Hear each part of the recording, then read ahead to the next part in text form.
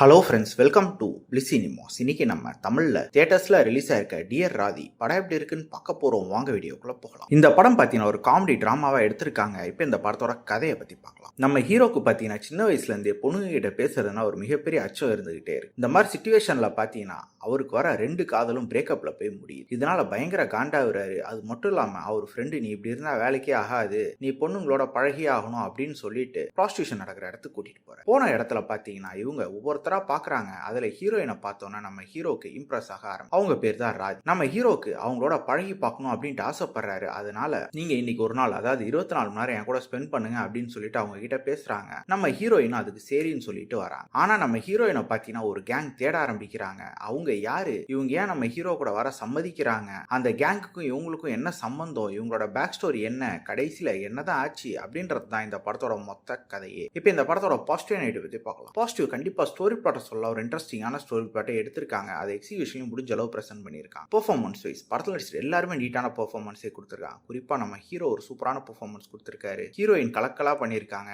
அதே மாதிரி வரதன் அப்படின்ற கேரக்டர் நடிச்சிருக்கவரும் சூப்பரான ஒரு பெர்ஃபார்மன்ஸே கொடுத்துருக்காரு. கேரக்டர் ரேட்டிங்கும் பார்த்தீங்கன்னா ஒவ்வொருத்தர் கேரக்டரும் ஓவரால் இண்டிவிஜுவலா எழுதி எடுத்திருக்காங்க. பார்க்கறது நீட்டாவே இருந்து. இந்த படத்துல பார்த்தீங்கன்னா பிளாக் காமெடி தான் ஒர்க் அவுட் பண்ணியிருக்காங்க. அது ஒரு சில இடத்துல நல்லாவே கனெக்ட் ஆயிருந்தாலும் ஒரு சில இடத்துல கொஞ்சம் இன்னும் பெட்டரா பண்ணிருக்கலான்ற மாதிரி தான் இருந்தது. டெக்னிக்கலி பார்த்தீங்கன்னா சினிமோட்டோகிராஃபிலாம் நல்லாவே பண்ணி கொடுத்துருந்தாங்க.